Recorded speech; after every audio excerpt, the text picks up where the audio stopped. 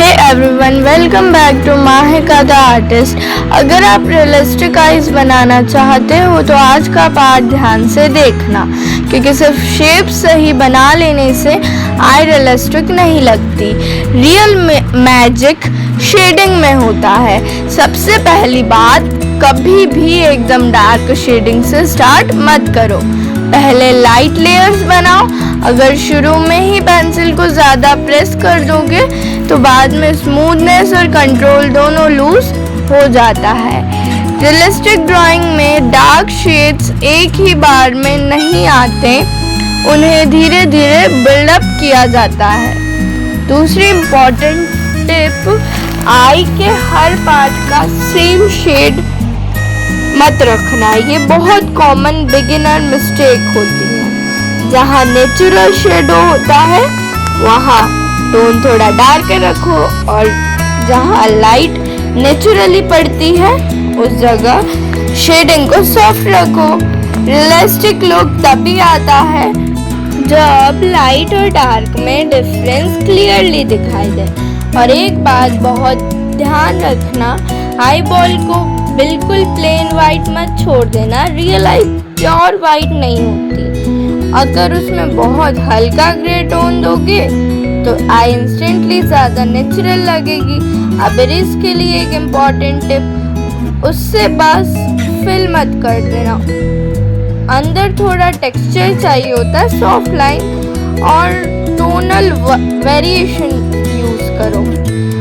अगर इरेज बिल्कुल फ्लैट हो गया तो पूरी ड्राइंग का रियलिस्टिक इफेक्ट कम हो जाता है। प्यूपिल यूजुअली सबसे डार्क पार्ट होता है, लेकिन इसका मतलब ये नहीं कि बस उसको ब्लैक कर दो और काम खत्म। डार्क शेड तब ज़्यादा अच्छा लगता है जब उसके अराउंड मीडियम और लाइट टोन्स भी प्रॉपरली बैलेंस्ड हो।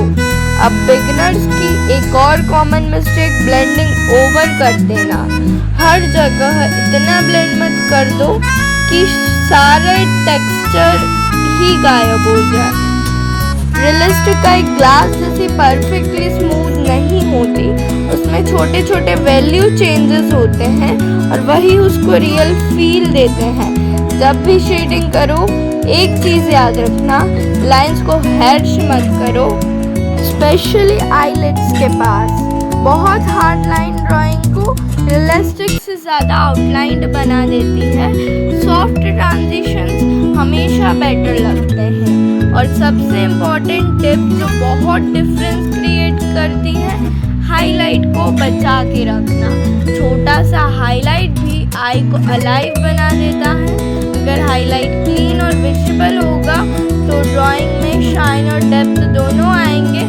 अगर तुम्हें लग रहा हो कि ड्राइंग रियलिस्टिक नहीं लग रही है तो प्रॉब्लम यूजुअली डिटेल की नहीं होती, प्रॉब्लम होती है वैल्यूज़ की।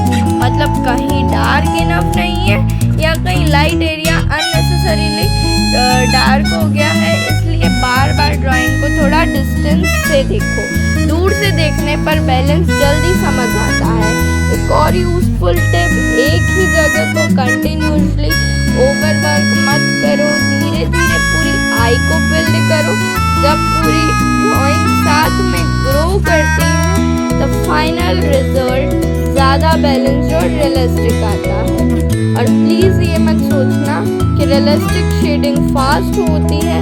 अगर टाइम लग रहा है तो वो नॉर्मल है। रियलिस्टिक ड्राइंग पेशेंस मांगती है। जल्दी फिनिश करने की जगह लेयर्स पे फोकस करो। बस इन टिप्स को फॉलो करके प्रैक्टिस करोगे तो आईज ऑटोमेटिकली ज़्यादा रियलिस्टिक लगने लगेगी। और आपको इसमें शेडिंग की प्रैक्टिस करनी है और तो और उसके बाद मैंने तो ग्रेफाइट से बना दी, but you have to work with charcoal. आपको चारकोल से बनानी होगी। ओके, चारकोल में भी सेम प्रोसेस और सेम टिप्स फॉलो करना है।